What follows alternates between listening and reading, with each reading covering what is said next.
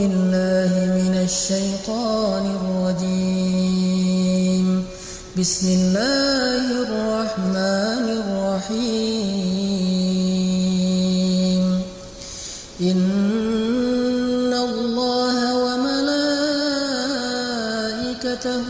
يصلون على النبي يا أيها الذين آمنوا صلوا عليه وسلموا تسليما. Bismillahirrahmanirrahim. Assalamualaikum warahmatullahi wabarakatuh. Nabi adalah orang yang paling berjasa dalam kehidupan kita, teman-teman. Lebih daripada jasa seorang ibu kepada anaknya, lebih daripada jasa seorang ayah kepada putra-putrinya, lebih daripada jasa seorang suami yang mencari nafkah siang dan malam kepada istrinya, lebih daripada jasa seorang istri yang setia untuk memenuhi semua kebutuhan suaminya, lebih daripada jasa seorang guru kepada muridnya walaupun guru itu tidak menuntut balasan apa-apa. Lebih dari siapapun dalam kehidupan kita, orang yang paling berjasa bagi seorang muslim, bagi seorang mukmin adalah Rasulullah SAW. Kenapa? Seandainya seorang ibu pernah melahirkan kita dengan segala macam pengorbanan beliau, Nabi pernah berkorban untuk kita sehingga kita menjadi seorang muslim, sehingga kita mengenal akidah, kita mengenal kebenaran, kita mengenal jalan Allah Subhanahu wa taala. Nabi yang memperkenalkan kita kepada Allah. Kalau bukan Nabi SAW, mungkin sekarang kita termasuk orang-orang yang merugi karena kesesatan kita. Kalau ayah kita pernah menafkahi kita siang dan malam mencari rezeki untuk kita, menghidupi kita, Nabi SAW yang memudahkan urusan kita di dunia dan di akhirat. Orang tua kita di akhirat tidak akan bisa menolong kita. Mereka akan sibuk dengan urusannya masing-masing. Sebagaimana firman Allah, yauma yafirrul mar'u min akhihi wa ummihi wa abihi wa sahibatihi wa banih.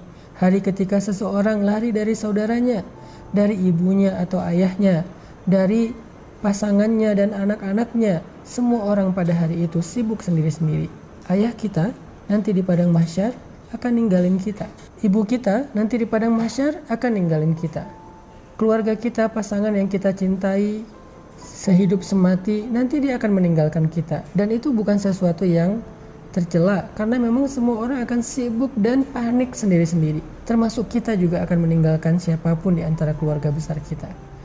Terus siapa orang yang satu-satunya akan menolong kita, membantu kita, yang sebetulnya dia sudah memiliki tiket masuk ke surga, tetapi dia tidak masuk ke surga demi menolong kita? Satu-satunya orang yang akan berdiri di padang mahsyar, mengangkat tangannya ke hadapan Allah, menghadap ke arsy mengatakan, Ya Rabbi, wahai Tuhanku, ummati, bagaimana keadaan umatku? Satu-satunya orang yang akan peduli kepada kita hari itu adalah Rasulullah SAW. Makanya hari ini saya pengen ngajak kita semuanya untuk membiasakan satu habit, satu kebiasaan, yaitu habit berselawat kepada Nabi SAW. Kenapa? Pertama, karena beliau adalah orang yang paling berjasa untuk kita. Kedua, hanya dengan berselawat kepada Nabi, kelak di akhirat, kita termasuk orang yang akan mendapatkan syafaat atau pertolongan Nabi. Hari ini saya mau membaca beberapa ayat atau hadis tentang keutamaan salawat kepada Nabi. Mungkin selama ini kita menganggap salawat kepada Nabi itu satu hal yang ringan, bahkan cenderung kita remehkan, kita anggap nggak terlalu penting, sehingga ketika nama Nabi disebutkan, kita nggak otomatis berselawat.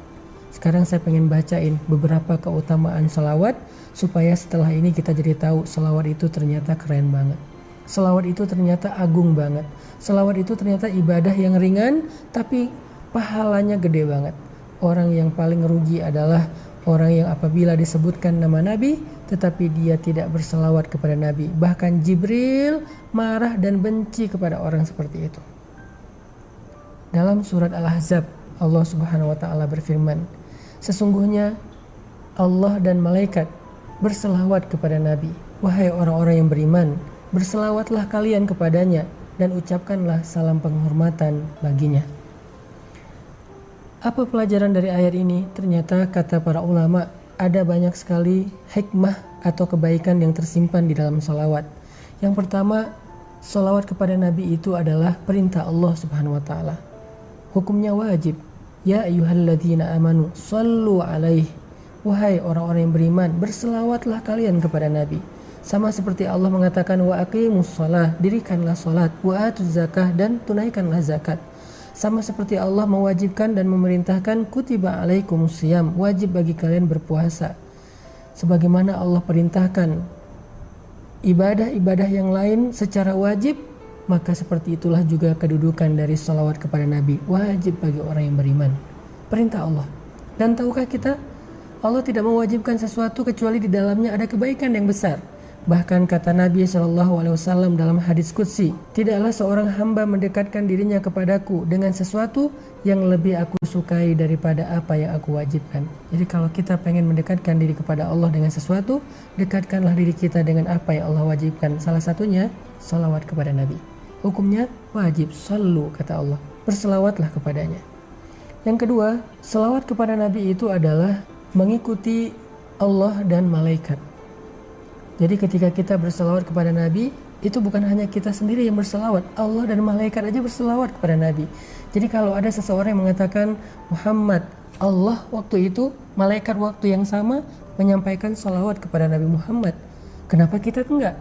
Padahal Allah yang memiliki alam semesta, Allah yang menciptakan Rasulullah SAW, tapi Allah dan malaikat berselawat kepada Nabi ketika nama Nabi disebutkan. Terus siapa kita untuk tidak berselawat kepada beliau? Sehingga siapa yang berselawat kepada Nabi saat mendengar nama Nabi disebutkan, berarti dia telah mengikuti Allah dan para malaikat. Masuk dalam satu kebaikan yang Allah sendiri melakukannya. Ini luar biasa ya. Biasanya Allah kalau nyuruh kita melakukan satu kebaikan, Allah tidak melakukan kebaikan itu karena Allah Maha Kuasa. Malaikat tidak melakukan kebaikan itu karena Allah tidak perintahkan kepada malaikat. Biasanya Allah kalau nyuruh kita melakukan satu ibadah, hanya kita sendiri yang melakukannya, sedangkan Allah menilai ibadah kita. Tapi kali ini Allah terlibat di dalam ibadah yang sama. Walaupun Allah tidak beribadah, tetapi Allah melakukan kebaikan itu. Allah menyuruh kita berselawat, Allah sendiri berselawat untuk Nabi. Walaupun berbeda salawat kita dengan salawat Allah. Salawat kita adalah mendoakan Nabi dalam kebaikan. Salawat Allah kepada Nabi adalah memuji Nabi dengan kebaikan. Tetapi sama-sama salawat. Ini istimewanya salawat. Jadi siapapun yang berselawat kepada Nabi, berarti dia sedang berselawat bersama Allah dan para malaikat. Yang ketiga, kata Nabi, man shalla alayya salatan wahidah, sallallahu alaihi ashran. Siapa yang berselawat untukku satu kali, Allah yang akan berselawat untuknya 10 kali. Bukankah kita merasa cemburu karena Nabi mendapatkan salawat dari Allah dan kita berharap mendapatkan kebaikan yang sama? Allah selalu berselawat untuk Nabi, malaikat berselawat untuk Nabi. Terus kita gimana? Ternyata kita juga bisa dapat selawat dari Allah. Caranya berselawatlah kepada Nabi. Bahkan sekali kita berselawat untuk Nabi, Allah berselawat untuk kita 10 kali. Apa arti Allah berselawat untuk kita? Allah muji kita di arasy-Nya. Allah memuji kita di surganya. Allah memuji kita di hadapan malaikat-malaikatnya. Sehingga dengan kita rajin berselawat untuk Nabi, kita jadi selebgram di langit. Dikenal oleh banyak penduduk langit karena sering dipuji-puji, dimention sama Allah Subhanahu wa taala. Yang keempat, Nabi SAW bersabda, "Man shalla alayya salatan, sallallahu alaihi 10 salawatin, wa huttat anhu 10 khatayatin, wa rufi'at lahu 10 darajatin." Siapa yang berselawat kepadaku satu kali, maka Allah akan berselawat untuknya 10 kali. Allah memuji dia 10 kali. Lalu dihapuskan darinya 10 kesalahan dan ditinggikan baginya 10 tingkatan. Kita tahu berapa jumlah tingkatan surga? Jumlah tingkatan surga sebanyak ayat Al-Quran di dalam mushaf Al-Quran. Maka siapa yang berselawat kepada Nabi satu kali, Allah angkat derajatnya di dalam surga 10 tingkatan. Allah hapuskan baginya 10 kesalahan. Luar biasa salawat ini. Padahal cuma ngomong sallallahu alaihi wasallam. Padahal cuma ngomong Allahumma sholli ala Sayyidina Muhammad. Tetapi ternyata kalimat yang ringan sekali itu, yang kita ucapkan mungkin kurang dari 10 detik, tapi bisa mendapatkan kebaikan yang luar biasa. Yang kelima, Nabi SAW bersabda, kullu du'ain yud'allahu azza wa jalla bih mahjubun anis sama hatta yusalla ala Muhammad.